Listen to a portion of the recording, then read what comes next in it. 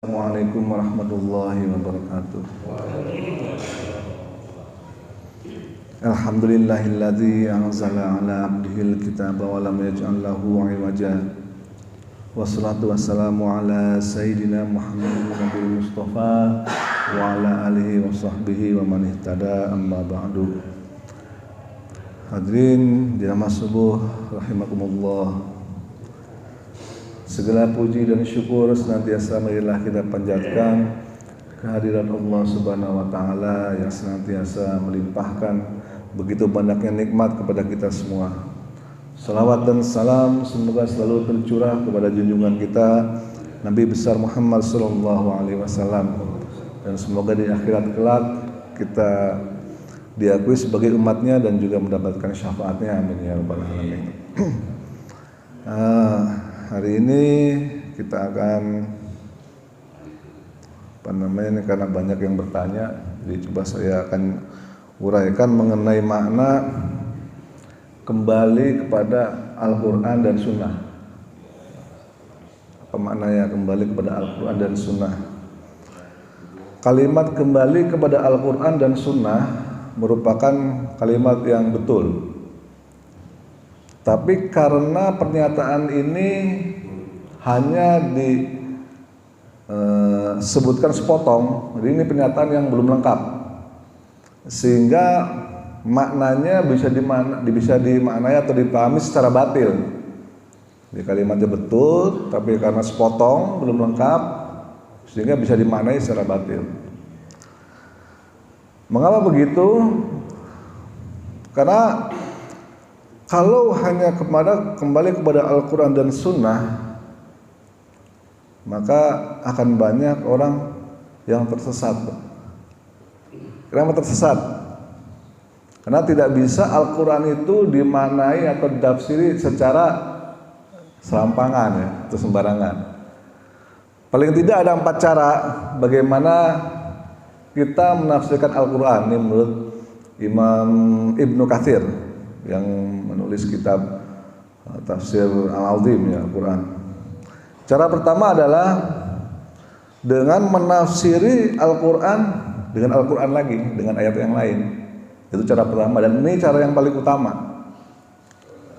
Contoh sederhananya adalah kalimat ihdinas siratal mustaqim siratal ladzina an'amta 'alaihim.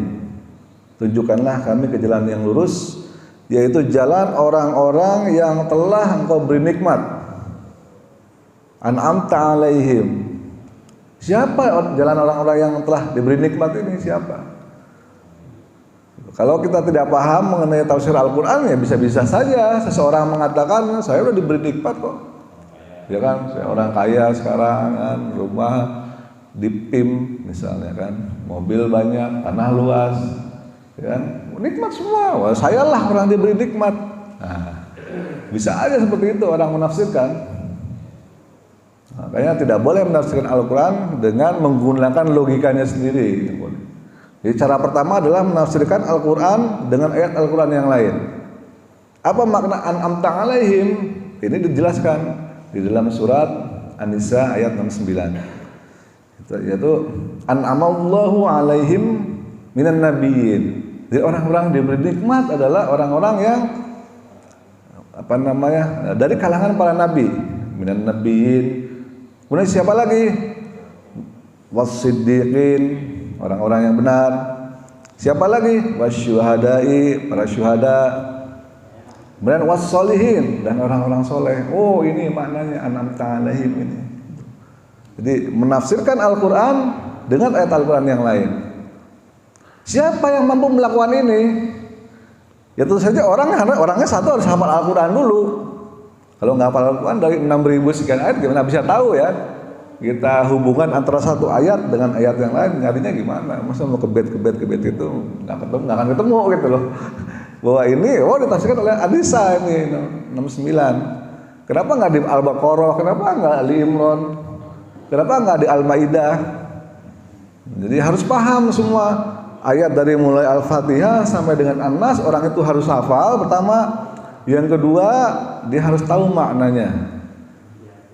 Ya kan, setiap ayatnya. Dan dia harus tahu ilmu ulumul Qur'annya, asbabun nuzulnya, dia juga harus paham betul bahasa Arabnya, sehingga dia bisa melakukan penafsiran bahwa ayat ini ditafsiri oleh ayat ini.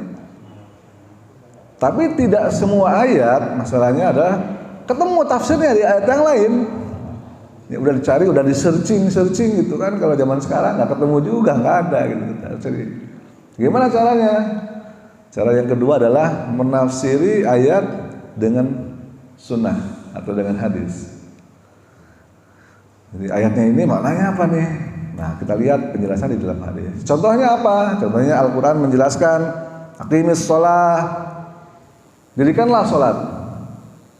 Mau dicari sampai butak pun ya di Al-Quran nggak ada caranya sholat tuh gimana? Nggak ada. Oh, sholat itu harus dimulai dengan takbiratul ihram, kemudian baca Al-Fatihah, baca surat, ruku, sujud dan sebagainya dengan urutan-urutan yang seperti itu. Nggak ada di Al-Quran kalau mau dicari. Di mana nyarinya? Ya nyarinya di hadis atau di dalam sunnah. Nabi bersabda, "Shallu kama ra'aitumuni usalli." Salatlah sebagaimana kamu melihat aku salat. Begitu kata Nabi. Sehingga tata caranya salat adalah dijelaskan dalam tata caranya Nabi salat. Kita tinggal ngikutin aja. Nah, itu contoh ayat ditafsirkan oleh hadis atau sunnah. Bagaimana kalau tidak ada di dalam sunnah? Memang semuanya ada di dalam hadis Nabi, ya, tidak semuanya ada. Gitu. Nah, setelah Nabi wafat bagaimana?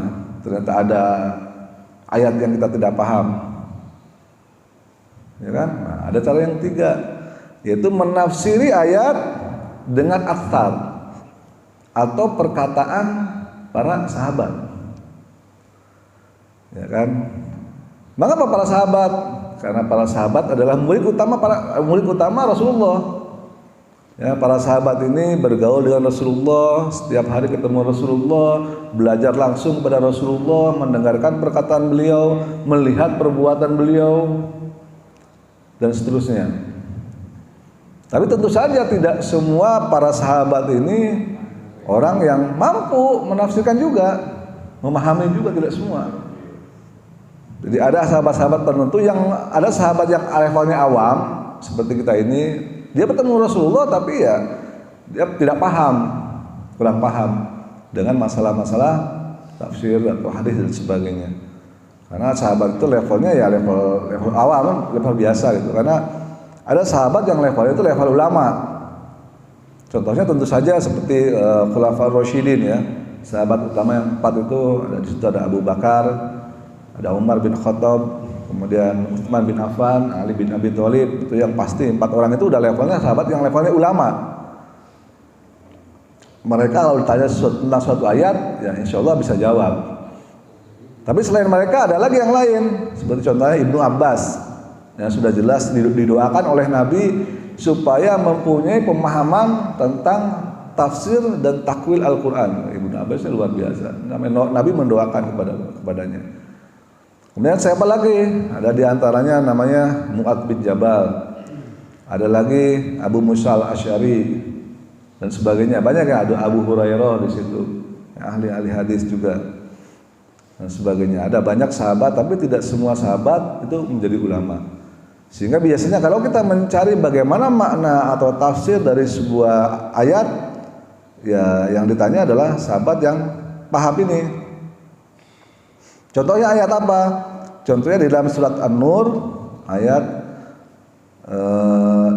31 ya. Wa qul lil mu'minati baghdudna min absarihinna wa yahfadna furujahunna wa la yubdina zinatahunna illa ma dhahara minha. Wa qul lil mu'minati, dan katakanlah kepada mukmin perempuan, yaghdudna min absarihinna, supaya mereka menahan pandangan mereka. Wa yahfadna furujahunna, dan mereka menjaga kemaluan mereka. Wala yubdina zinatahunna, dan tidaklah menampakkan perhiasan mereka illa ma dhahara minha, kecuali yang memang yang tampak jelas dari mereka. Apa nih mana yang tampak jelas? Ma dhahara minha. Dan jadi wanita muslimah dilarang menampakkan perhiasannya kecuali yang tampak jelas dari mereka. Mananya apa yang tampak jelas ini kan nggak ada gitu. Mananya apa nih maksudnya yang tampak jelas Al-Quran ini, masuk Al-Quran. Dan itu pun dicari di dalam hadis, nggak ketemu maknanya apa nih maksudnya. Tanyalah sahabat Ibnu Abbas. Dan sahabat Ibnu Abbas menjawab, yang dimaksud dengan ma dhahara minha adalah muka dan telapak tangan. Sehingga berdasarkan perkataan atau atsa dari Ibnu Abbas inilah para ulama fikih merumuskan auratnya wanita itu ya yang boleh dilihat hanya muka dan telapak tangan saja. Selain itu adalah semuanya aurat. Seperti itu. Ini contoh penafsiran dari ayat kepada perkataan para sahabat. Nah, yang keempat, kalau tidak ada bagaimana? Ya, ditafsirkan dengan ayat oleh perkataan atsar atau para tabi'in. Jadi ada sahabat, levelnya adalah sahabat dulu. Sahabat adalah orang yang berguru langsung kepada Rasulullah, yang bertemu tidak hanya berguru, bahkan bertemu satu kali pun sudah cukup digelari atau dikatakan sebagai sahabat. Tapi dengan syarat dia muslim. Karena Abu Jahal kan tiap hari ketemu Nabi, tapi kita nggak bisa menyebut dia sebagai sahabat. Ya, syaratnya harus muslim dan dia pernah bertemu dengan Nabi walaupun satu kali, itulah sahabat. Muridnya para sahabat ya kan, adalah disebut dengan tabi'in. Minimal pernah ketemu dengan sahabat satu kali. Dia tabi'in ini tidak bertemu dengan Nabi. Dia bertemu dengan sahabat minimal satu kali, tapi dia juga harus orang muslim. Kalau bukan muslim ya nggak disebut tabi'in. Setelah tabi'in apa? Selanjutnya adalah tabi'ut tabi'in. Adalah mereka yang bertemu dengan tabi'in, seorang muslim yang bertemu dengan tabi'in walaupun cuma sekali, itu disebut dengan tabi'ut tabi'in. Nah, inilah golongan-golongan yang memang berkompeten ya, karena masih dekat berguru langsung kepada sanadnya, sanadnya secara langsung dekat kepada Nabi. Jadi tabi'ut tabi'in berguru kepada tabi'in, tabi'in berguru kepada sahabat, sahabat tentu berguru langsung kepada Nabi. Siapa contoh tabi'ut tabi'in? Ya para ulama yang 4 madhab itu yang paling terkenal kan, Imam Malik, Imam Syafi'i, Imam Ahmad bin Hanbal, dan Imam Hanafi. Ada 4 orang yang sebenarnya banyak di antara yang lainnya, tapi yang paling terkenal adalah golongan tabi'ut tabi'in yang 4 orang itu. Ya, termasuk di dalamnya adalah Imam Bukhari juga masuk ke dalam tabi'ut tabi'in. Seterusnya. Nah, itu adalah memaknai atau memahami ayat dengan dengan ayat lain, dengan hadis Nabi, dengan perkataan para sahabat, perkataan para tabi'ut tabi'in. Bagaimana dengan hadis? Ya, tentu saja memaknai hadis boleh nggak dengan Al-Quran? Nggak boleh. Karena Al-Quran lebih tinggi posisinya dibandingkan hadis. Jadi kita nggak boleh menafsiri hadis dengan Al-Quran. Ya, kalau menafsiri hadis ya dengan hadis lain, atau menafsiri hadis dengan perkataan para sahabat seperti tadi, atau menafsiri hadis dengan perkataan para ulama di masa tabi'ut tabi'in. Hadis seperti itu. Contohnya apa? Nah, contohnya adalah hadis yang sangat terkenal yang kita udah sering dengar ya.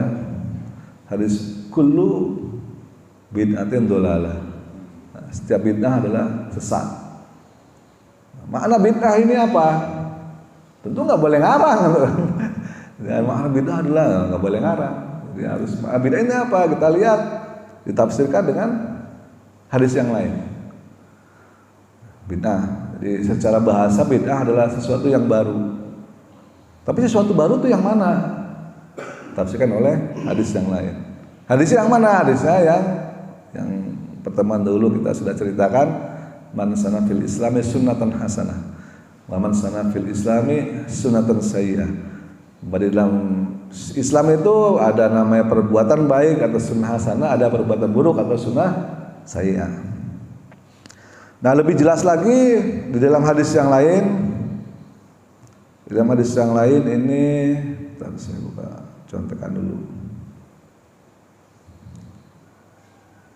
Apa yang dimaksud dengan sunnah hasanah dan sunnah sayyi'ah?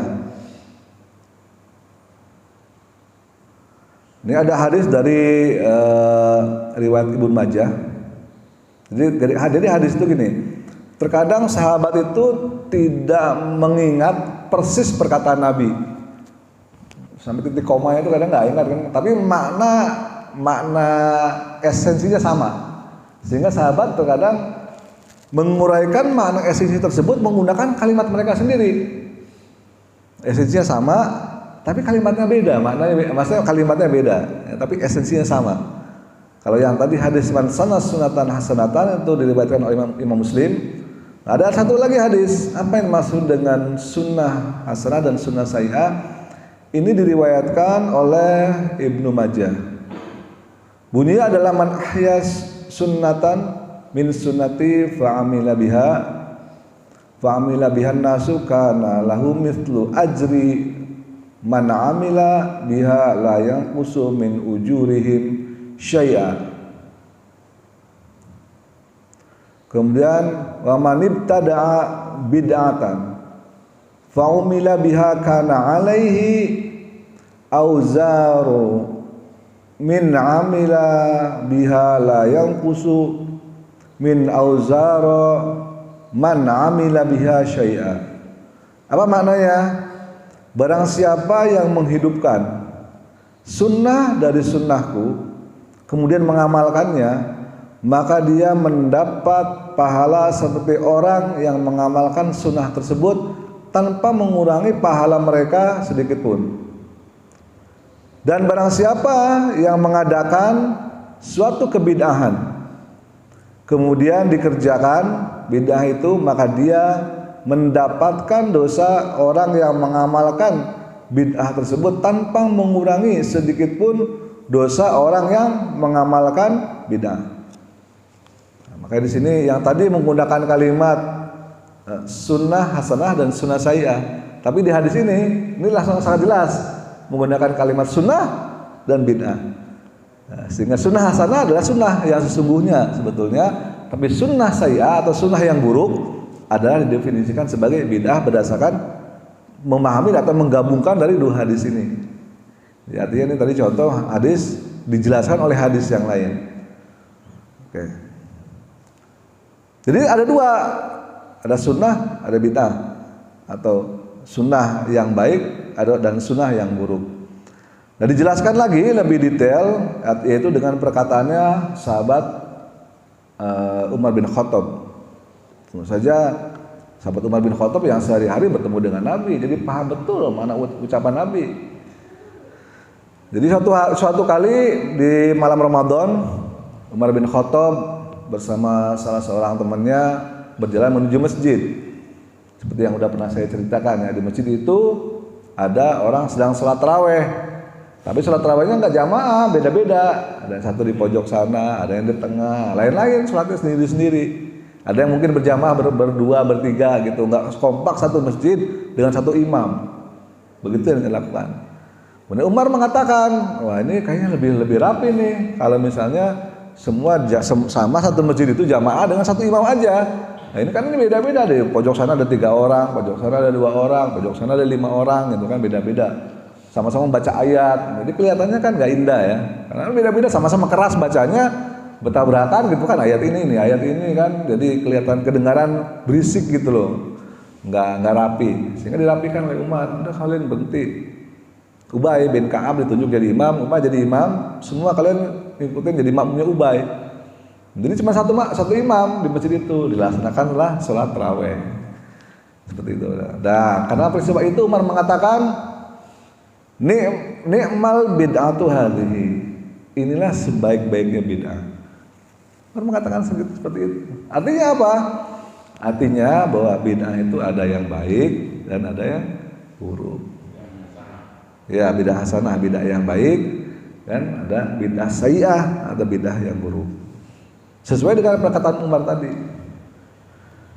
Umar mengatakan seperti ini, enggak semua bid'ah itu sesat, masuk neraka, enggak. Ada bid'ah yang baik, ada bid'ah yang buruk. Seperti itu. Contoh bid'ah yang baik, ya tadi seperti contohnya Sayyidina Umar tadi kan melakukan hal seperti itu.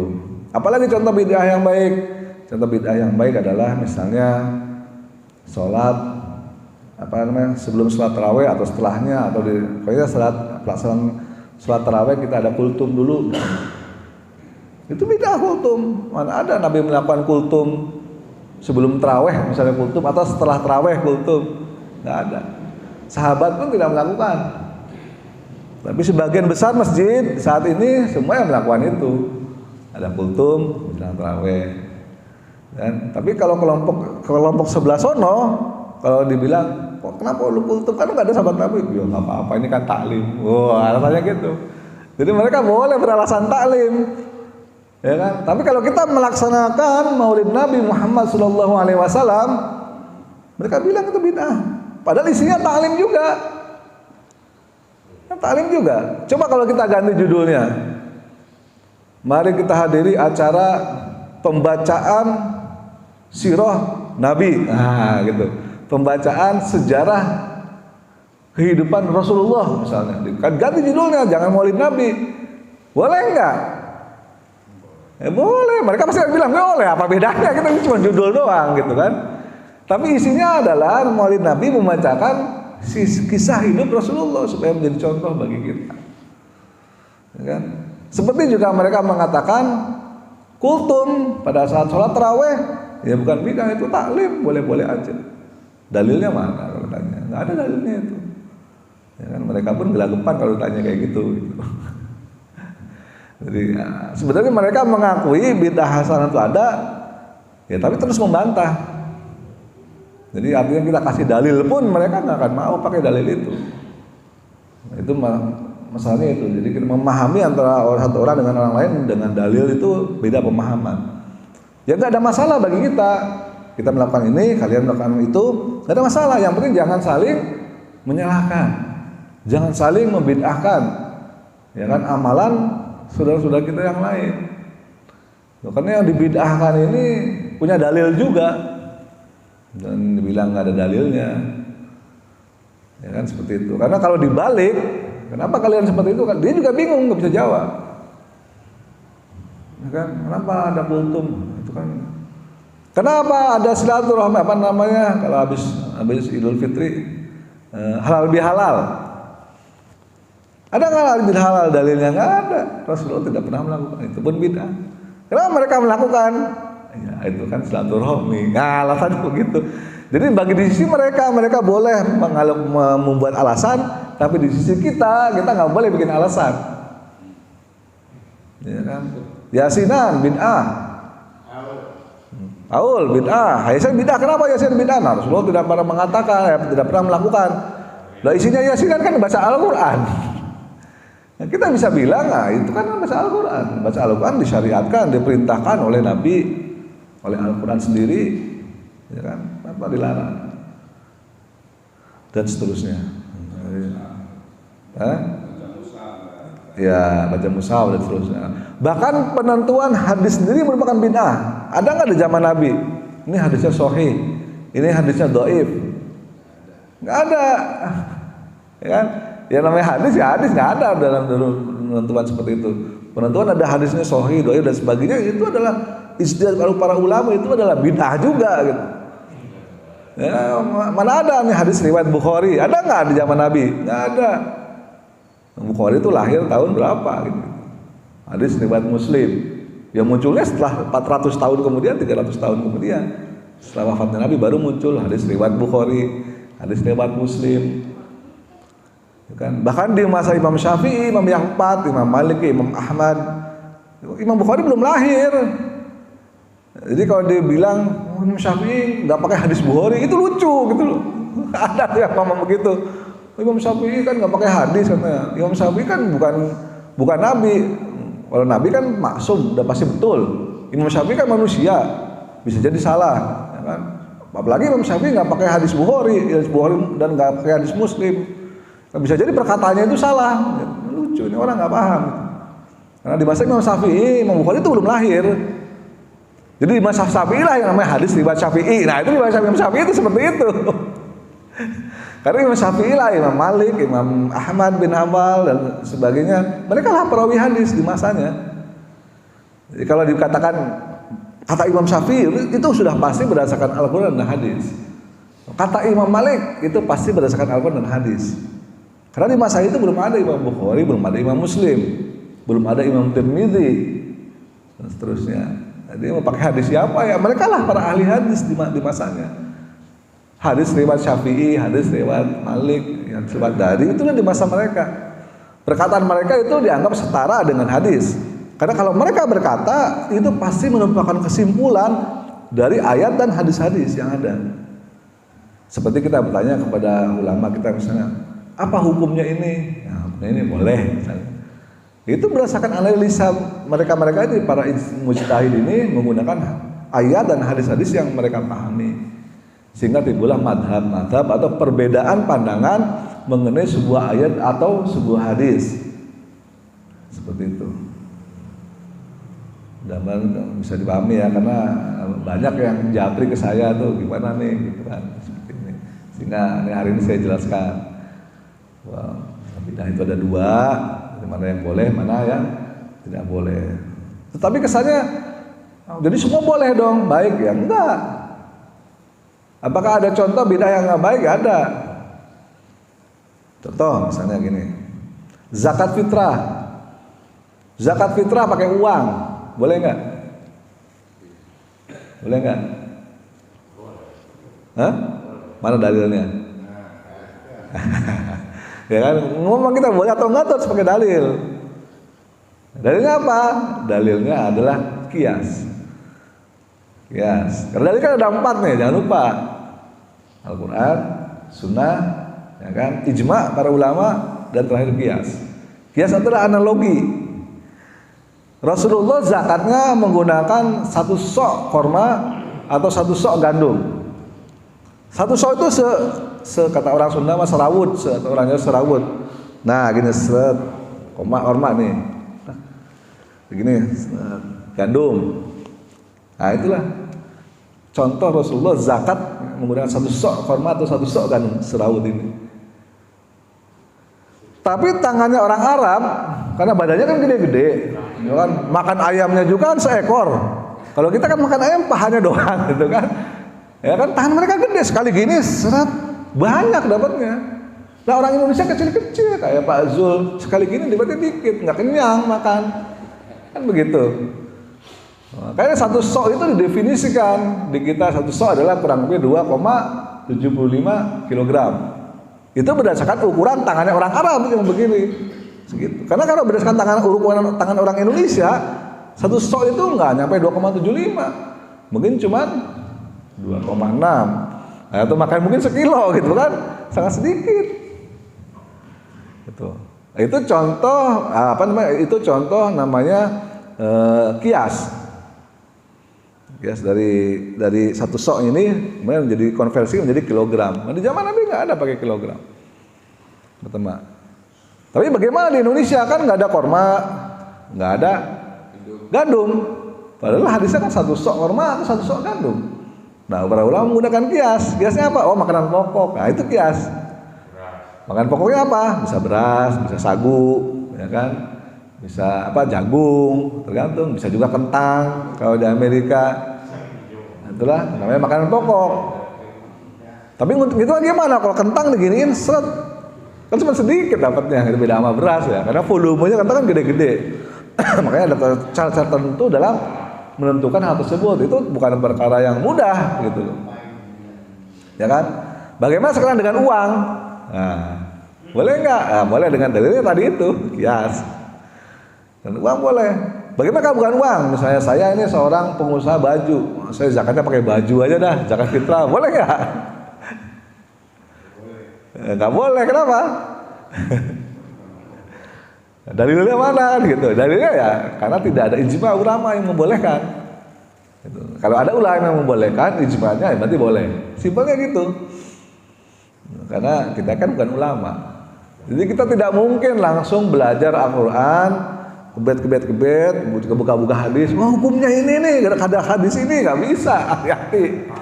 Kalau salah memahami hadis, salah memahami Al-Quran, kita akan membuat kesimpulan hukum yang salah. Sehingga kita akan sesat dan menyesatkan orang lain. Dan itu dosanya akan dibawa terus selama orang itu mengamalkan. Hati-hati. Maka yang terbaik adalah saat kita menafsiri Al-Quran, kita tanya pada para ulama maknanya apa. Saat kita menafsiri hadis, kita tanya pada ulama maknanya apa, supaya bisa dikumpulkan dari semua perkataan para ulama, pemahaman ulama berdasarkan ayat dan hadis tersebut untuk diambil satu kesimpulan hukumnya. Itu bukan perkara mudah. Makanya nggak bisa kita kembali kepada Al-Quran dan Sunnah. Kita suruh baca sendiri hadisnya. Hadisnya ada jutaan, gimana bacanya?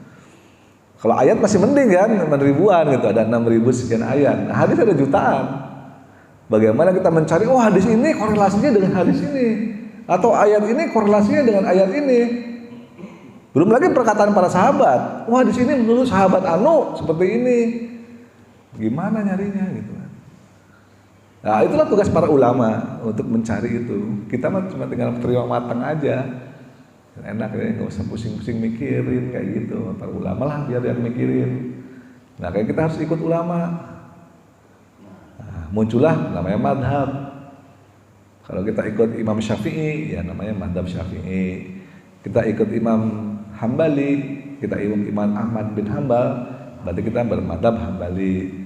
Maknanya apa? Maknanya kita pokoknya apa kata Imam Syafi'i, ya udah kita percayai itu sebagai sebuah dalil. Kata Imam Syafi'i kunut, ya kita kunut. Tapi kalau kata Imam Ahmad nggak perlu kunut, ya ada juga yang nggak kunut, ya nggak masalah. Jangan dibilang yang kunut bid'ah, nggak ada dalilnya, ada dalilnya. Dan para ulama terdahulu pun tidak pernah membid'ahkan saudaranya yang lain yang berbeda tata cara ibadahnya. Karena tata cara ibadah yang perbedaan tersebut hanya masalah furu, bukan masalah usul. Masalah furu itu masalah cabang yang kecil-kecil aja. Ya kan masalah pokoknya itu sama. Yang namanya sholat 5 waktu ya sama. Ya kan, subuhnya 2, duhurnya 4, asarnya 4, maghribnya 3, isyanya 4 itu udah sama.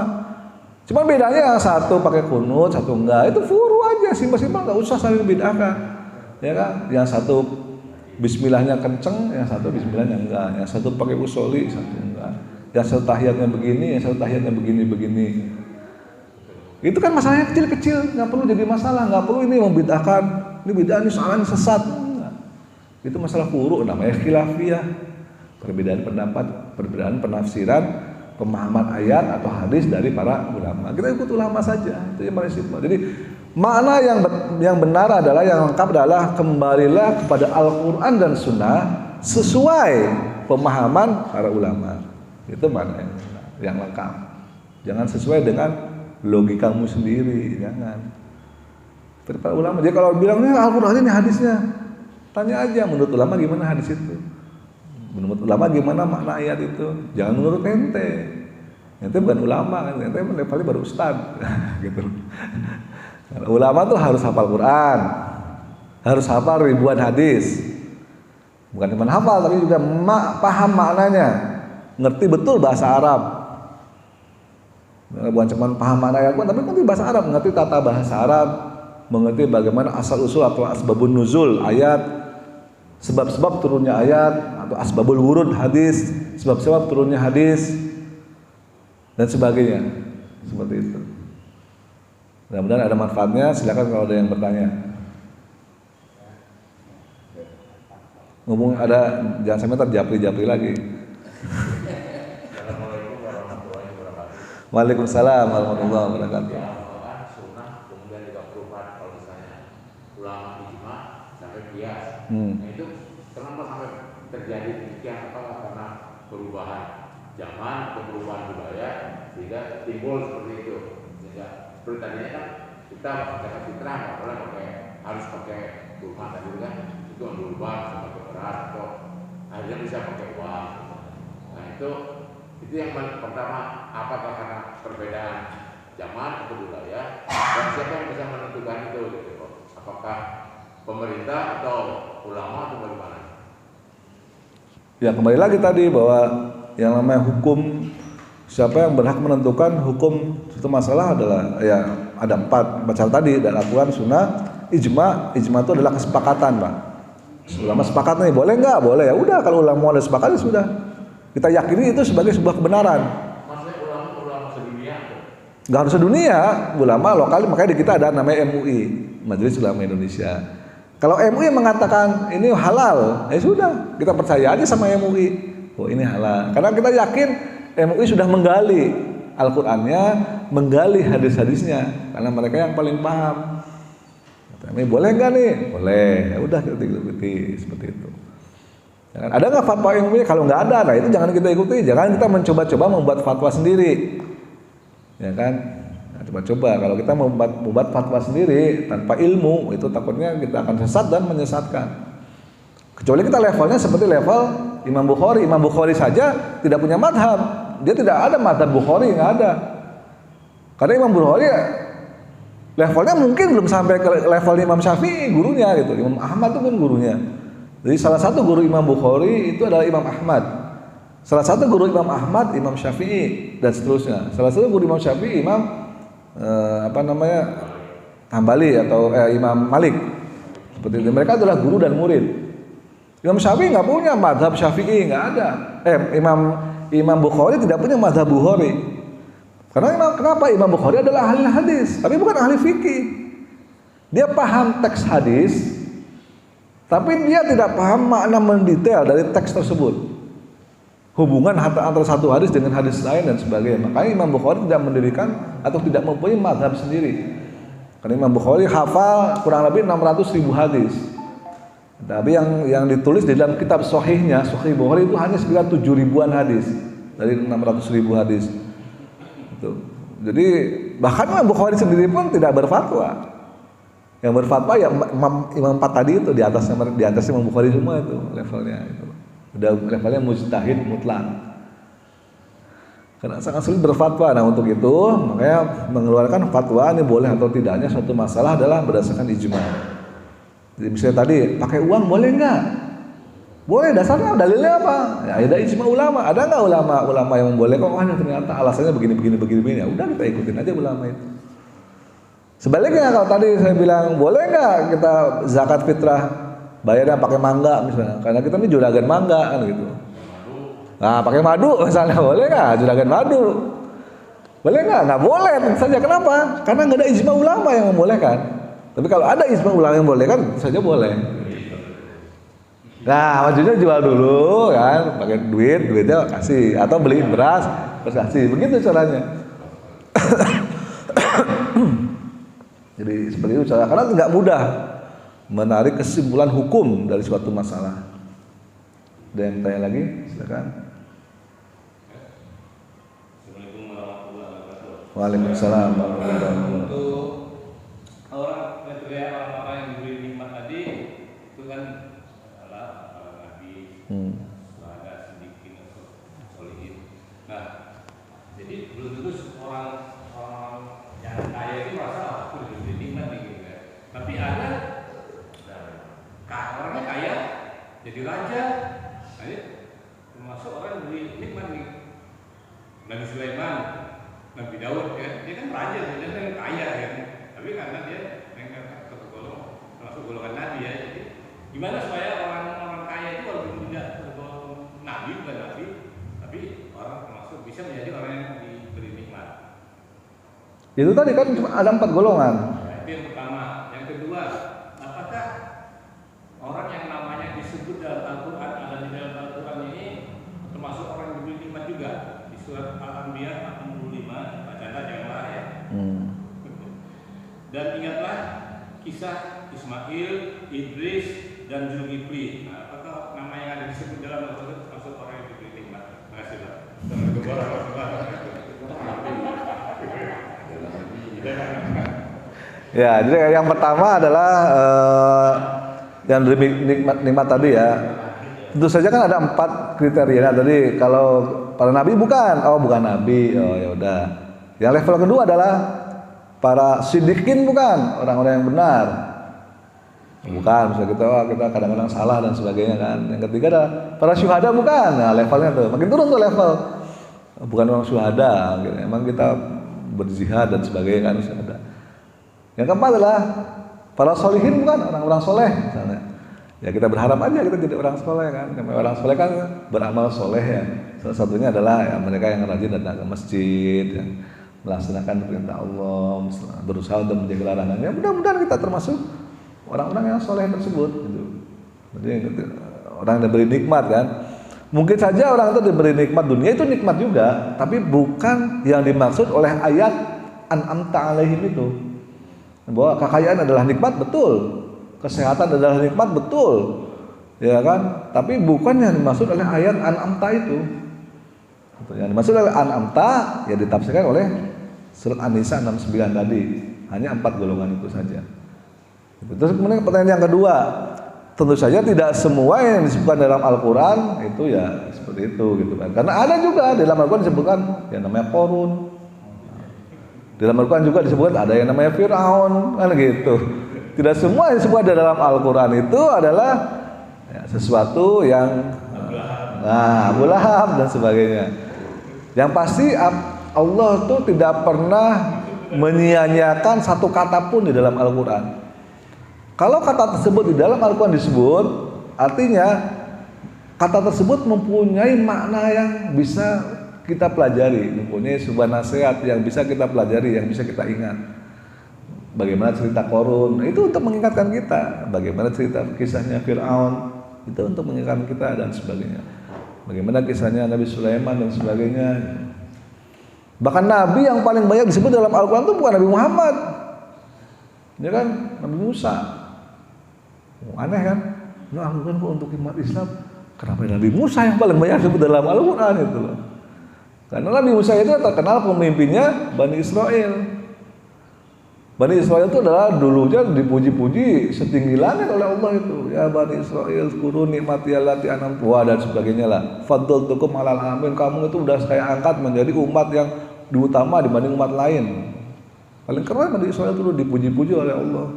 Kenapa? Karena 400 tahun dijajah oleh Fir'aun, mereka sabar, mereka bisa mengatasinya. Diperintah ini, mereka ikut. Walaupun ujung-ujungnya gagal juga. Gitu loh.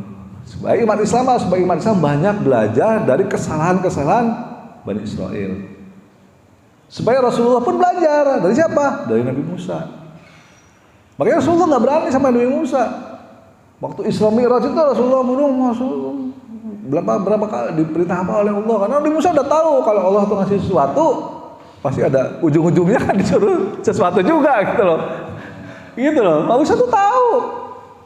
Engkau hebat sekali bisa naik ke langit ke-7 Sidratul Muntaha kan, yang Jibril aja nggak bisa, malaikat Jibril kan disuruh diperintah apa lu gitu loh. Gampangnya gitu tong gitu kan.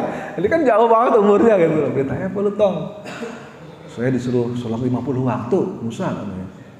Ya, 50 waktu, umat gue aja kagak bisa, apalagi umat ente. Gitu kan. Balik lagi ya, gitu loh. Kenapa Nabi Muhammad itu sangat menghormati Nabi Musa? Nggak berani ngebantah. Bayangin 9 kali Rasulullah mengikuti anjuran Nabi Musa 9 kali. 45, turun kan 45. Belum bisa gitu, balik lagi ente. Dia balik lagi. Bayangin, 9 kali Nabi Muhammad tuh disuruh bolak-balik sama Nabi Musa. Saking kenapa? Saking Rasulullah tuh hormat kepada Nabi Musa. Kenapa hormat? Karena Nabi Musa adalah nama yang paling banyak disebut dalam Al-Quran. Nabi Muhammad cuma 4 kali disebut dalam Al-Quran. Nabi Musa banyak sekali disebut. Begitu ya, kurang lebih. Ada pertanyaan lagi, Pak Utang? Silakan. Ini kembali salat tarawih. Ya. Ya, menurut saya kan Nabi itu hanya 3 kali salat tarawih. Ya. Itu kedua dan ketiga. Setelah itu dia sholat di rumah. Ya. Kenapa begitu? Dan kedua, apakah yang sekarang ini kan sampai 1 bulan belum dilaksanakan? Kembali ke kita atau tidak? Oke. Jadi Rasulullah hanya 3 malam menjalankan sholat tarawih, ya kan? Para sahabat ditanya kenapa seperti itu? Karena Rasulullah tuh khawatir sholat tarawih itu jadikan wajib, gitu loh. Lagi enak-enak tarawih hari keempat misalnya, malaikat Jibril turun, ya Rasulullah, Allah perintahkan tarawih wajib. Nah, gitu. Gitu loh. Bukan kan memberatkan umat Islam, ya kan? Balik lagi nanti kayak Nabi Musa tadi. Bisa-bisa jadi 50 kali gitu kan. Udah sholat 5 waktu aja banyak yang bolong. Apalagi tambah sholat tarawihnya wajib. Udah masih siangnya puasa kan, kelolotan, haus, lapar kan, lemes. Mana wajib tarawih? Gimana coba?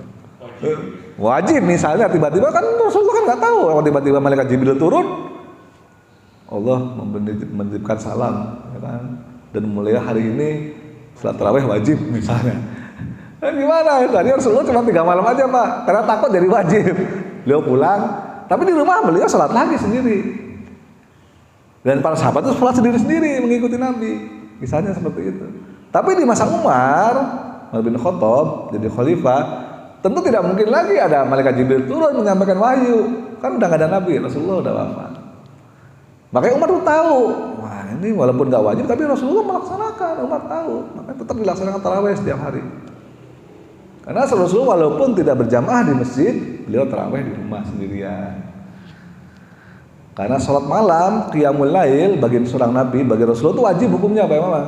Qiyamul lail itu karena Rasulullah takut diwajibkan kepada umatnya juga. Karena qiyamul lail itu hukumnya wajib bagi Nabi.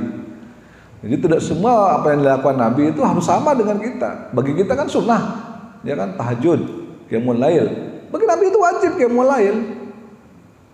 Jadi Rasulullah itu tidak pernah meninggalkan qiyamul lail dalam sekali hidupnya. Karena itu dosa bagi Rasulullah kalau meninggalkan qiyamul lail. Karena hukumnya wajib bagi Nabi, tapi sunnah bagi kita.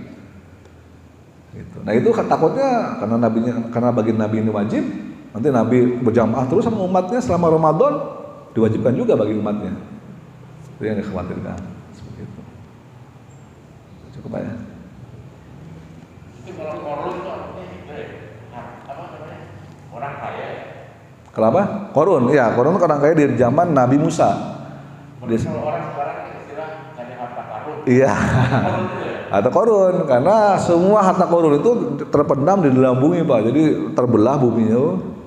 Kemudian semua rumahnya dan harta kekayaannya tuh ambles ke dalam bumi. Sehingga kalau ada orang menggali-gali tanah menemukan harta, disebut dengan harta karun atau harta korun, gitu loh. Asal usulnya gitu. Silakan Pak Anto. Kalau yang sering berkata seperti Quran dan Sunnah, terus membuat satu statement sendiri, itu mereka ada rujukan ulamanya juga nggak? Ya itu, ya mesti tanya ke mereka ada nggak rujukan ulamanya gitu. Ya, kan kalau kita kan kata tadi, Ya. ijma'nya gimana gitu? Oh, ini satu kasus ini ulama ini kan gitu. Yang mereka itu yang sering berkata seperti itu tuh mereka punya ulama juga apa gimana? Ya, menurut mereka sih punya, menurut mereka punya. Tapi apakah ulama mereka juga mengikuti para sahabat atau tidak? Intinya gitu. Misalnya dalam hadis bid'ah tadi, kullu bid'atin dolalah, setiap bid'ah adalah sesat. Bid'ah itu yang dimaksud apa? Kan mereka ngarang sendiri. Harusnya mereka mengikut, oh bid'ah menurut Umar bin Khattab. Nah, gitu harusnya. Jadi sanadnya jelas ya. Sanadnya jelas. Bid'ah menurut Umar bin Khattab adalah yang baik.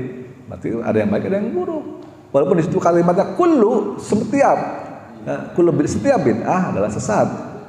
Wa kullu dhalalatin finnar, dan setiap kesesatan adalah neraka. Tapi makna bid'ah ini apa? Ya kita merujuk pada perkataan Umar. Oh, Umar mengatakan ada bid'ah yang baik. Nah, berarti artinya bid'ah itu terbagi dua, kan gitu. Itulah pemahaman Imam Syafi'i dan para ulama yang lain berdasarkan perkataan Umar bin Khattab. Perkataan Umar bin Khattab ini diriwayatkan di dalam Sahih Bukhari, ada di dalam Sahih Bukhari. Berarti imam-imam yang kemarin itu memang rujukannya jelas. Rujukannya jelas gitu loh. Mereka berdasarkan perkataan itu, ngikutin aja. Disediain tinggal apa? Ya, tapi mereka membuat sistematika yang lebih rinci gitu. Oh, kalau misalnya jadi mereka menggunakan pemahaman, oh kalau Umar mengatakan ada bid'ah yang baik, berarti bid'ah itu terbagi dua. Di sunnah kitab fikih, bid'ah itu ada hasanah, ada sayyah. Nah, pembagian hasanah dan sayyah ini yang membagi para ulama. Berdasarkan apa? Berdasarkan pemahaman hadisnya dari Umar. Siapa yang bisa meragukan Umar? Nggak ada. Nah, nggak ada. Kalau misalnya tidak ada bid'ah hasanah, berarti Umar itu salah. Berarti Umar sesat. Ya kan? Kalau Umar sesat, ya jangan pakai hadis riwayatnya Umar. Jangan pakai hadis-hadis riwayatnya anaknya juga, Abdullah bin Umar. Karena ini sesat semua. Kalau itu sesat, artinya semua hadis yang diriwayatkan oleh Umar dan anaknya Abdullah bin Umar adalah hadisnya dhaif. Gampangnya kan gitu. Kalau mereka tidak pakai hadisnya Umar dan Ibnu Umar, anaknya, bingung mereka. Loh, hadis Umar itu kan apa namanya? Innamal a'malu binniyat. Itu dhaif berarti hadisnya nanti. Sesungguhnya setiap amal itu adalah ada niatnya. Nah, itu kan hadisnya Umar.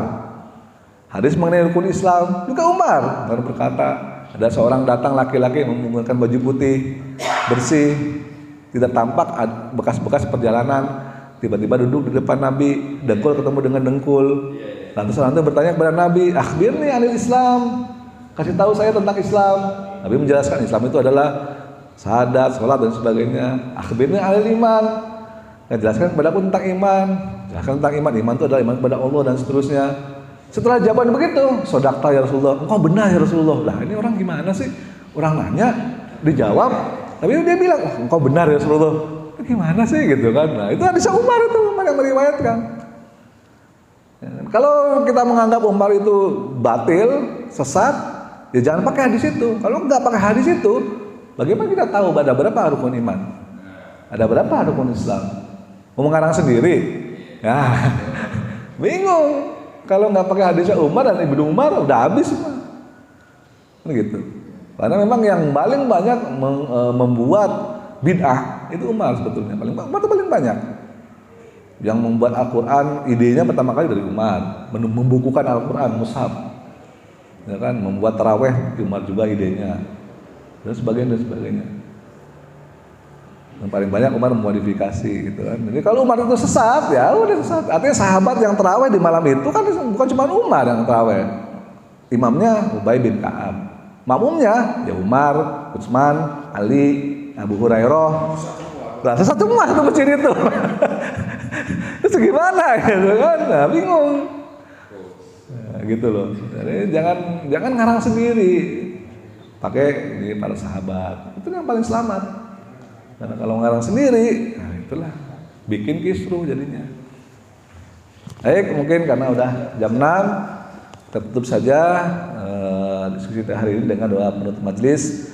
Subhanakallahumma bihamdika asyhadu an la ilaha illa anta astaghfiruka wa atubu ilaik. Billahi taufiq wal hidayah. Wassalamualaikum warahmatullahi wabarakatuh.